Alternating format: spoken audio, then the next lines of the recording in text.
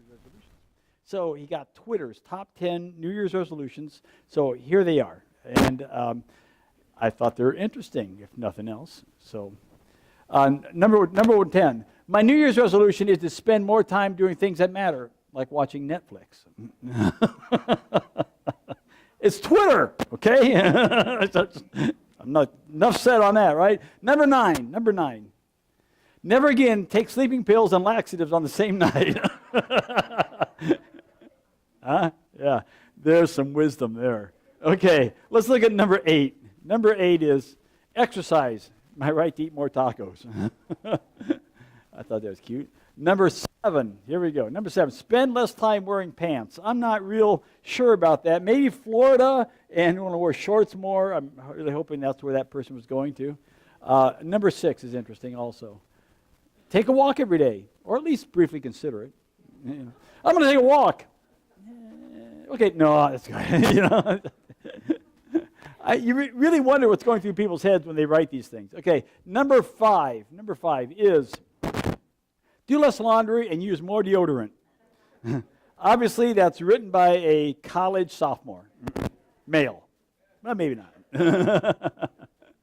Number 4, be more assertive, if that's okay with you guys. I like that. Be more assertive, if that's okay. Number 3, help all my friends gain 20 pounds so I can feel skinnier. Yeah, I like that. You know, it makes it a lot. So, Zeke, if you come to work out, we're going to, you and Bruce are going to have to eat a lot more. Yeah, yeah, really. Our workout is going to be at the berry patch. Okay, number 2, leave all my past behind me. So if I owe you money, I'm sorry, but I moved on. I kind of like that one. I'm going to move this. Maybe my cell phone's causing some problems here.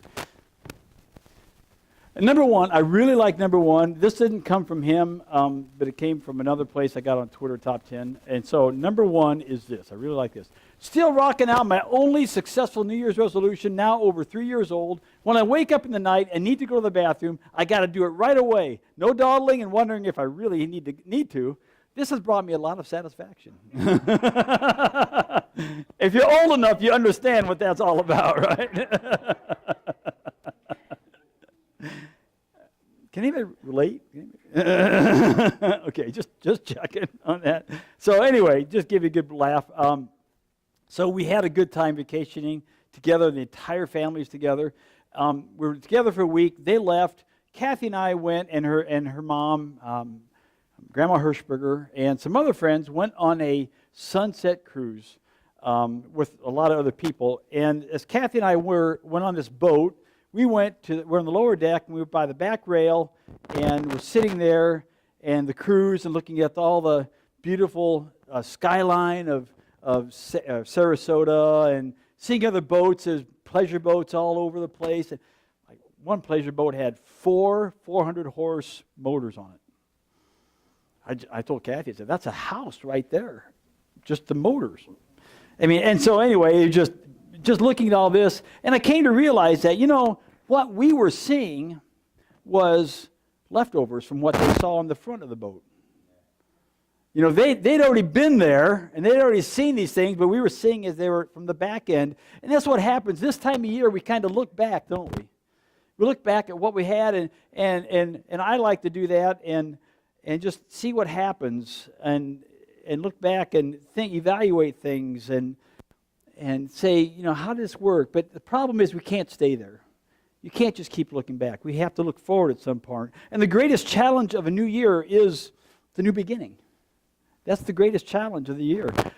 It gives us an opportunity to start over, start fresh, start things new. You know, it gives an opportunity to, and if, by the way, if you haven't opened your Bible yet, flip those pages to Nehemiah. It's the Old Testament, first third of the Bible. It gives us an opportunity, the chance to live maybe better this year, live better by eating better, by exercising more. Again, those same things that we always do, and maybe live better by being better stewards of what we have. Say, this year I'm going to be better stewards of what God's entrusted to me, and the list could go on of different things. And so we can look back and evaluate, and we can start over better. But we can't stay looking back. We have to move forward at sometimes, and sometimes that's difficult to do. As your pastor, I'm automatically, by being pastor, considered a leader. And I'm not sure what is happening, but we...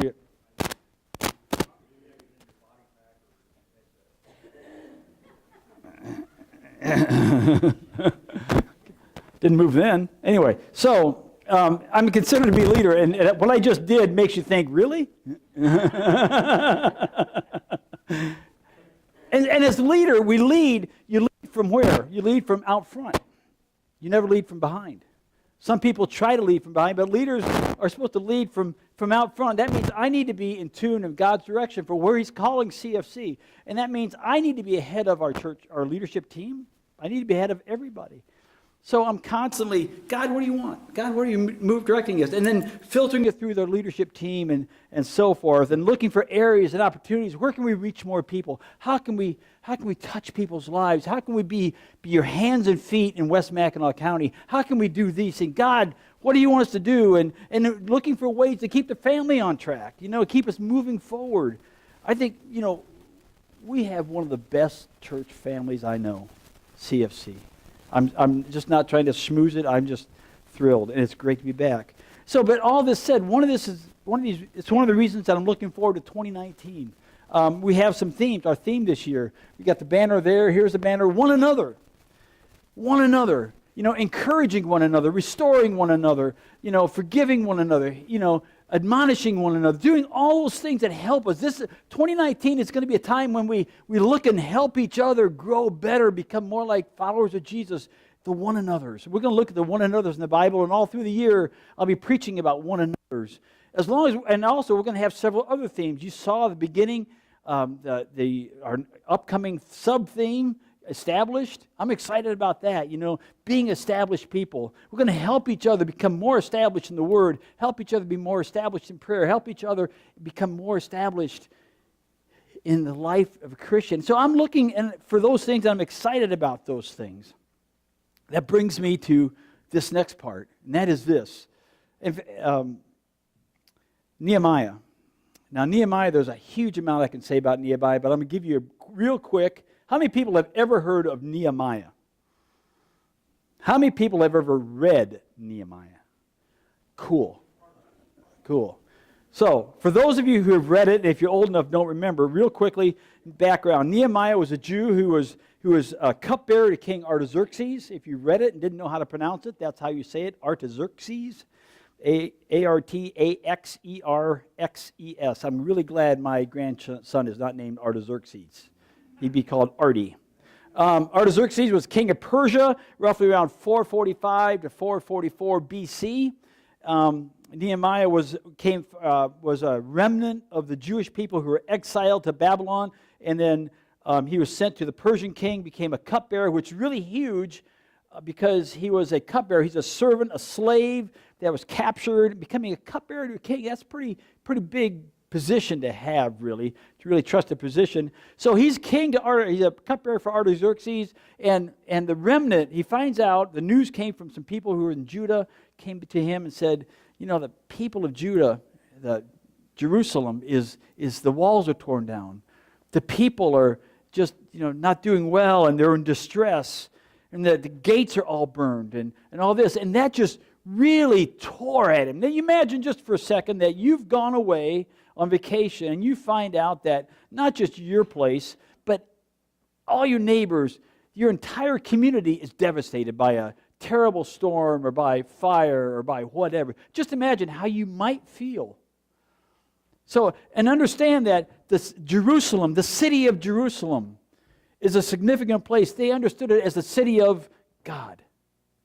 That's the city of God, and what's happened here. And so Artaxerxes gets permission from his king to go back and rebuild.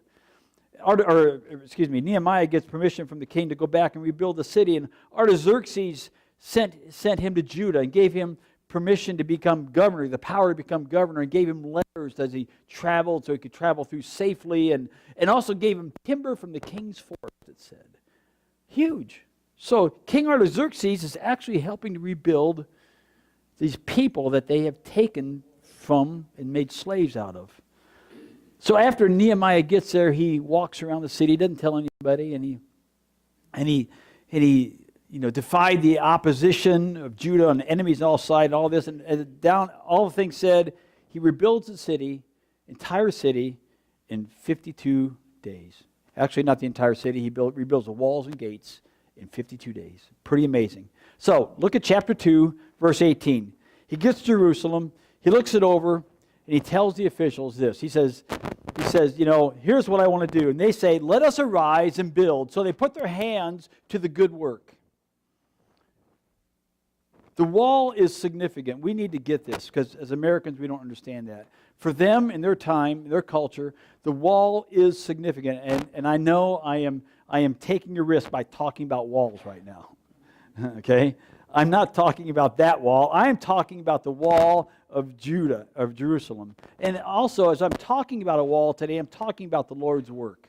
Okay? So think in those lines instead of anything politically happening right now. Number one, the wall is significant on several points. The first point is, the reason it's significant is because it separated them from their enemies. The wall kept them safe. It was a fortress. When our early pioneers came here, what did they do? They built forts, right? The army built forts and outposts and things like that. Why? To keep them safe, keep everybody inside. It kept them safe. The second thing is, it gave them national identification. When those walls were torn down, their opponents, their enemies saying, we've got them. We can get in there anytime. We can slip in there and do this anytime. But with the walls, they're saying, man, they're a nation again. They can take care of themselves again. For us, for you and me, for CFC family, as we serve together in 2019 in the Lord's work, it's not so much a thing of being separated from our enemies, although people, the enemy, Satan himself, will know that we are about the Lord's work. But I think it gives us identification. It gives us identity in the community. Here's what I'm talking about. I'm taking a risk on this, but I'm going to throw this out there. I threw it out in Auburn and we have a lake property in Auburn, and I'm suggesting that we build a prayer chapel on that lake. Now we've talked about this at church council, and this is going to come up at our business meeting in January, at the end of this month. So you're all invited to come and talk about it. No decision has been made in any way on this. But what would it look like if we built a prayer chapel on the Lake Michigan property? I believe several things. I believe it would give us identity in the community. And here's what I'm talking about. I'm not talking about just going and building it just to have this on the community, on the property itself, because, big deal. I'm talking about doing it so we can engage the community in the process. How many know that when you're working alongside other people, you find out things about other people that you may not have found out before? When you're working alongside of somebody else and you're driving nails, you're doing whatever, and you find out that, hey, wow, they have a real need. Can you imagine we're working together with people from the community, find out that Joe's got a real need here. Hey, Joe, can I pray for you? What does that do to them? Or you work alongside and you find out that somebody has this need and they haven't had food for their kids. But they're still out there helping because they want to be busy. Hey, can we go help this family? What does that do for them? So it's not an issue of putting something on a property. It's an issue of coming and bringing community together. And I'm not talking about just the Nottaway community. I'm talking about West Mackinac County. My vision is way bigger than just one community. My vision is way bigger than that. And I hope you can grab onto that. That's what leaders do. Leaders have to be out in front and doing that. And so what would happen? Could we work together in such a way that we engage the community along the process? Do we need the community to do it? No. We could do it ourselves. We could do it ourselves. We could do it anywhere we wanted to ourselves. The point isn't just doing it. The point isn't getting it done. The point isn't making sure it happens. The point is being part of the community. And I was really struck by this this past week when I was in Florida. I got a phone call that the Nottaway community lost a community member. Chris Perkins died on New Year's Eve. And I read a Facebook post from somebody who made a kind of a confession of what they didn't do for Chris, a community member. And this is really annoying.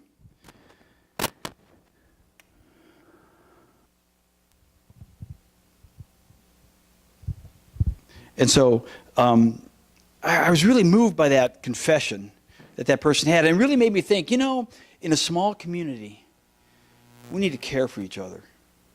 In a small community, we need to watch out for each other. So it's so easy to get busy and do my own thing. It's so it's so easy for churches to get busy and say, we're taking care of our community.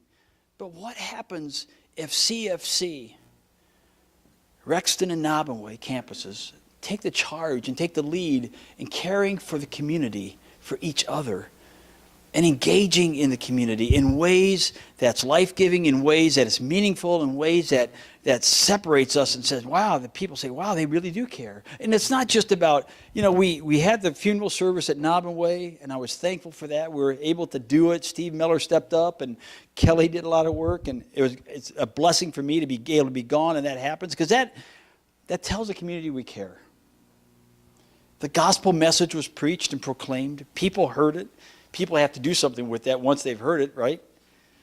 And so I'm looking for ways of how do we become more integral part in our community, making impact for Jesus in our community, because it's not just about us. How many know it's not about you, right? It's not. But it's about kingdom work. Build your kingdom here. Change the atmosphere. Can we do that?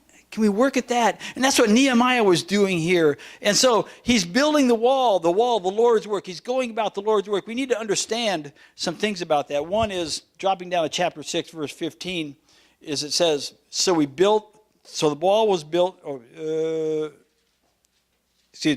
he talked to people, so he built the wall. Let me move ahead. So the wall was completed in 52 days. And this work is man's work. Going about the Lord's is something that you and I have to do in going about the Lord's work. It's man's work. So who built the walls? Who built the gates? Well, the Bible tells us, Nehemiah tells us, that was it just hiring Sham Construction, DeWise Construction, whatever construction? No, it wasn't. It was the priests got in there, got their hands busy. It was the neighboring tribes that came in and helped. It was people from different areas, people from Jericho. Everyone pitched in to build the walls. What was really cool about this is that Nehemiah had them work on the section of wall that was near their house. So Daryl, work on that wall behind your house. Lester, work on that wall behind your house. I just thought that is just great. They're working on the wall, and understand that they worked on the wall before they even rebuilt their own homes. Their own homes were still in rambles and shambles and in ruin. But they built the wall because how many know your home's not protected unless that wall is up and going? So he had them rebuild their own walls right outside their house. But also, at the same time, their enemies saw it. Their enemy was harassing them. The enemies were coming after them, but they kept working. And Nehemiah, did something creative with this. When the enemy's coming after them and they kept working, here's what it says. From that day on, half my servants carried on the work, while half of them held the spears, shields, and bows, and the breastplates. And the captains were behind the whole house of Judah. So as they worked, as they served the Lord, they decided they would not be derailed from their mission. Let me see if there's another one here. Those who were building the wall and those who were carrying burdens took the load with one hand doing the work and with the other hand holding a weapon. As for the builders, each wore his sword girded at his side as he built. Can you imagine that? We're being threatened, but we're not going to be derailed. We're being threatened, but we're going to keep moving on. We're being threatened, but we're going to build a wall. So I want you to watch over Daryl while he's doing his work. I want you to watch over Lester while he's doing his work. Do you see the picture here? That they were not going to be derailed, that they kept working, they kept doing. Let me ask you this.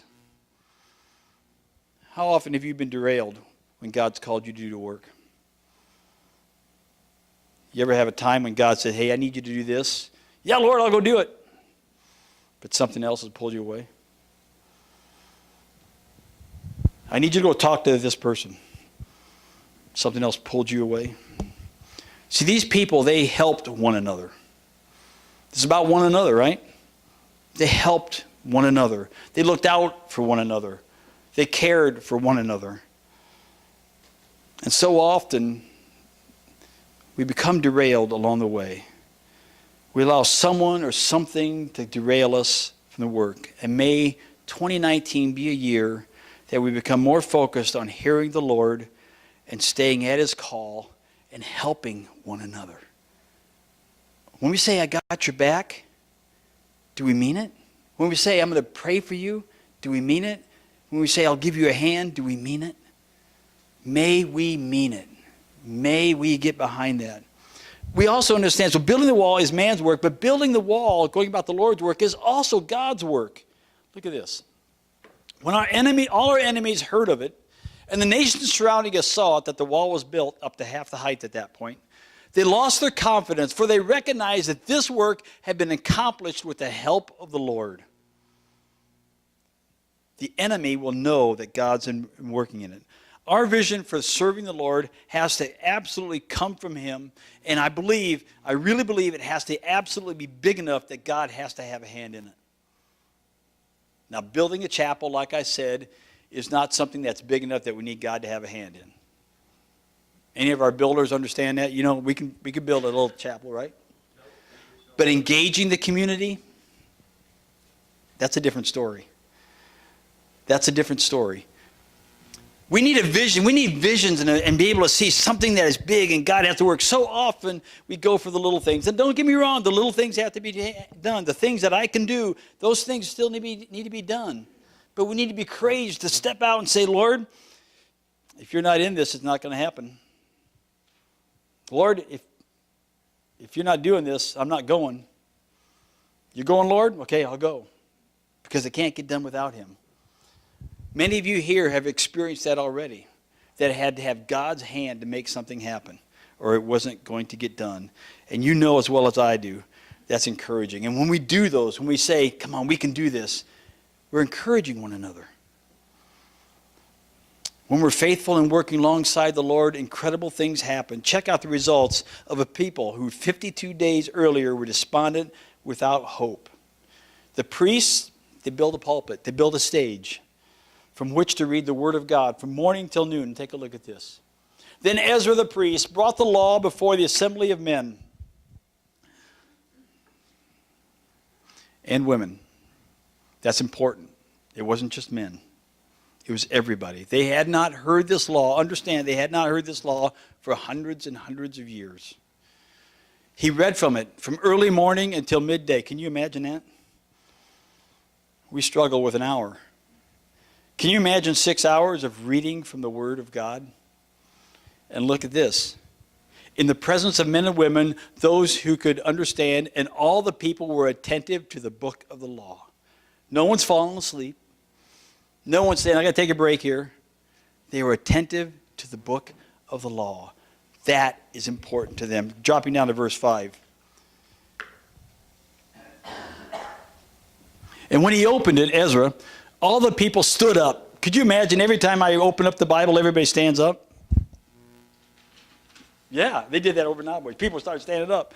Close the Bible, they sit down, open up. Started to play games with people. Anyway, so when they opened the Bible, all the people stood up. Then Ezra blessed the Lord, the great God, and all the people answered. What did they say? While lifting up their hands, then they bowed low and worshiped the Lord with their faces to the ground. Understand, they haven't done this for centuries. And these people, what are they doing? They're having church. They're having a church service, and they're going at it. That's what we do.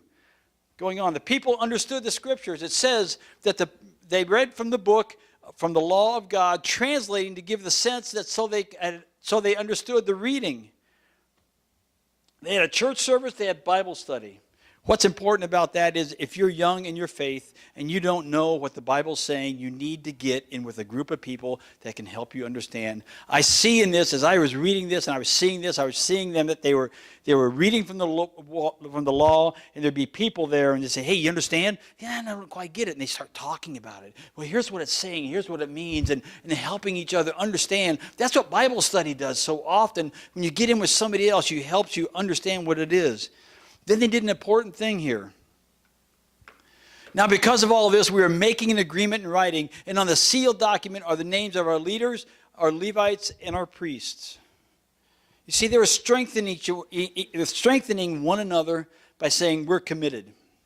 And our commitment is this, and they signed that commitment. We all make commitments, don't we? We all have contracts and commitments we make. On the Saturday before I left for my vacation, I had my last wedding of the year, and that couple made a commitment. What did they say? Until death do us part, right? Make a commitment. I remember as a kid, If I wanted to drive mom and dad's car, I had to commit to following my dad's rules in order to drive the car, which I'm going to leave it there, okay? I can't go any further than that. So commitments are important. Commitments we make all the time. But what does God say about the commitments you make? What's he say about the commitments I make? Here's what he says. If a man vows a vow to the Lord or swears an oath to bind himself by a pledge, he shall not break his word. He shall do according to all that proceeds out of his mouth. That's Numbers 30, verse 2. Keep your word. Ecclesiastes, Solomon tells us, when you vow a vow to God, do not delay paying for it, for he has no pleasure in fools. Pay what you vow. How many times have you heard the person say, Lord, if you get me out of this jam, I'm going to fill in the blank. And then you find out they don't do that. How many times have you done that? According to this, we're a fool. For he has no pleasure in fools. Pay what you vow. When we say, Lord, you get me out of this situation, I will do, that's serious business, right? Because you're making a vow to holy God. We need to understand that that is serious, serious business. Commitments are important. Here's why. They establish your priorities in life. If you don't establish your own priorities, somebody else is going to do that for you. It's just how it is. Just how it is. Making commitments help you make real changes. If you want to really make changes in 2019 and you're just hoping for a better year, guess what? You don't have a real plan for change, it's not going to happen. You need to plan. Commitments build character. Definition of character. Character is doing the right thing all the time, every time when no one's watching. That's character. Doing the right thing all the time, every time when no one's watching. Commitments means you're serious to your God-given responsibilities. We have leaders up here. They have people that said, I'm going to be a leader. Commitments are, you're going to show up to the meetings. We have people who are trustees and people who are doing this. Commitments are, I'm going to do those things. You know? We need to, when we make commitments, we need to keep those, and we need to stay strong to those. There's some of you people who are just, I just admire. You know, you're loyal and faithful. As I said about Sharon Evans, I don't want to take any reward away from her, but, you know, she signed up to do the bulletin years and years and years ago, and man, every week, boom, boom, boom. She signed up years and years ago to clean the church over at Nobbinway every week, boom, but never had to say, Sharon, where were you this week? Never had to ask her anything like that, boom. And I just am so impressed and so admired her integrity and her commitment. That was just really impressive to me. You know, the people, they made a commitment in Nehemiah's day. Here's the commitment they said. Thus we will not neglect the house of our God. Application, we must commit to serving God with our whole fiber of our being. Not half-heartedly, like I said. But when we agree to serve, we serve.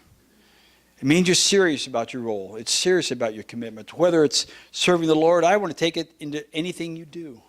Because that's integrity. That you're serious and people can trust you and people can stand up. People can say, yeah, I know that this person is going to be there. I know this person will do that. It really helped me out when I was gone from people picking up the ball and running with it. So there's other commitments that we make. And I think these are commitments that every follower of Jesus should make. It's simply this, committing to obey Jesus, who's the head of the church. Committing to live lives that live according to the Word of God, that are holy and pure and set us apart from things.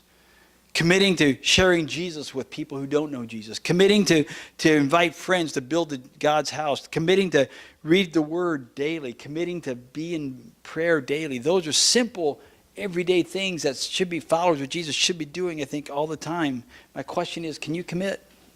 Have you committed? May 2019 be a year when your commitments are real and fresh. And you say, yes, we're going to do this with everything we can. I get that stuff happens. I get that. But can you commit to the best you can? So often we say, you know, I made a commitment. That's a pretty big commitment, Tim, anymore. I think about it. I don't think I can do this. I don't think I have the resources. I don't think I have the ability. I don't think I have the time. I don't think I have whatever. Paul reminds us, and God shall supply all your needs according to his riches and glory in Christ Jesus. So when we think we can't understand, God will supply what we need to. God will supply time. God will supply ability. God will supply wisdom. As we go to serving God, a loving God, a holy God in 2019, and serving one another.